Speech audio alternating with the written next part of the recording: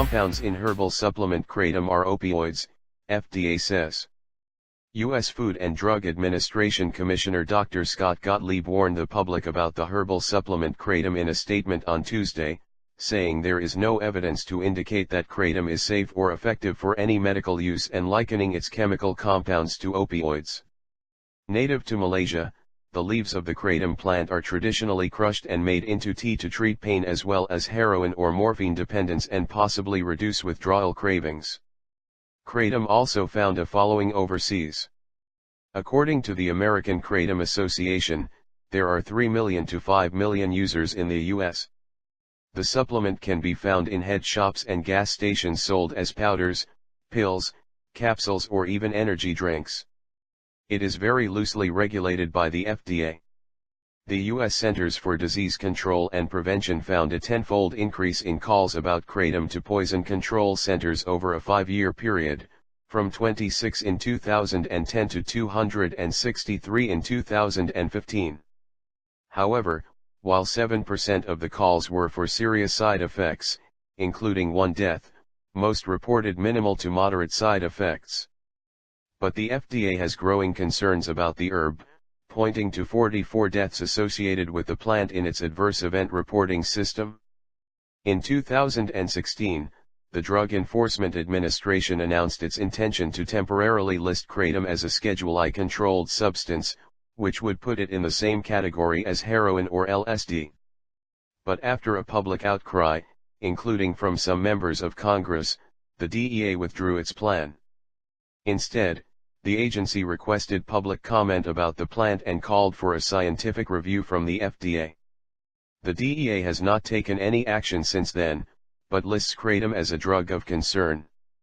To better understand the plant, the FDA conducted computer modeling that predicted that many of the chemical compounds found in kratom bind to the same receptors as narcotic drugs such as oxycodone and hydrocodone. The model shows us that kratom compounds are predicted to affect the body just like opioids, Gottlieb said in Tuesday's statement. Based on the scientific information in the literature and further supported by our computational modeling and the reports of its adverse effects in humans, we feel confident in calling compounds found in kratom, opioids. Researchers question FDA. But researchers who study the plant, including Scott Hemby, say the agency is making too broad of a statement. Hemby chairs the Department of Basic Pharmaceutical Sciences at High Point University in North Carolina and has been researching the abuse liability or addictiveness of kratom. It comes as no surprise to Hemby that the kratom compounds bind to opioid receptors. He's seen the same thing. Hemby has been studying kratom's 2 principal alkaloids, mitragynine and 7-hydroxymitragynine. He found that these chemicals can bond to the body's opioid receptors and act very much like opioids do, providing some pain relief and causing a release of dopamine, but at a much more toned-down level than prescription pills or heroin. Testing the alkaloids' abuse potential using the gold standard of mouse studies, Hemby found that 7-hydroxymitragynine may have some addictive qualities.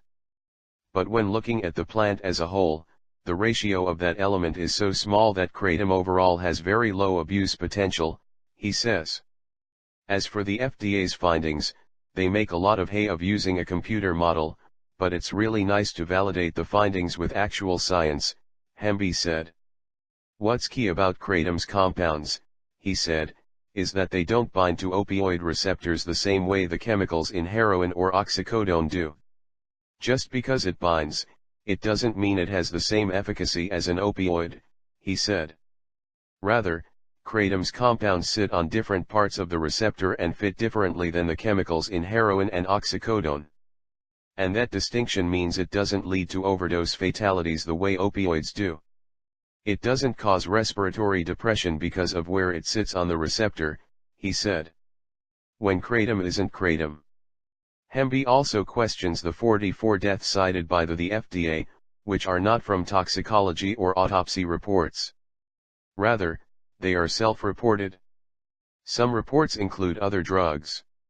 Christopher McCurdy, a medicinal chemist at the University of Florida, has analyzed samples of kratom from emergency room patients and found that they frequently aren't what they claim to be. We've unfortunately, seen them spiked with morphine in some cases, and we've also seen ones that have been spiked with oxycodone, McCurdy said. He's also seen them spiked with increased concentrations of 7-hydroxymitragynine, the more addictive of the plant's naturally occurring alkaloids. Researchers such as McCurdy and Hemby believe that the FDA is speaking too broadly when it likens kratom to an opioid, and they worry about the potential regulatory implications. When it comes to drugs for cancer, we wouldn't rely on a computer model to drive policy. People would find that unacceptable, Hemby said. In its statement, the FDA said it is ready to evaluate evidence that could demonstrate a medicinal purpose for kratom. However, to date, we have received no such submissions and are not aware of any evidence that would meet the agency's standard for approval. That research would be costly and extensive, McCurdy says. The issue is getting funding. We must be able to do the research, he said. If kratom goes Schedule I, this will make it nearly impossible to do so. We must understand the science in intact animal models and humans before this can be definitively stated.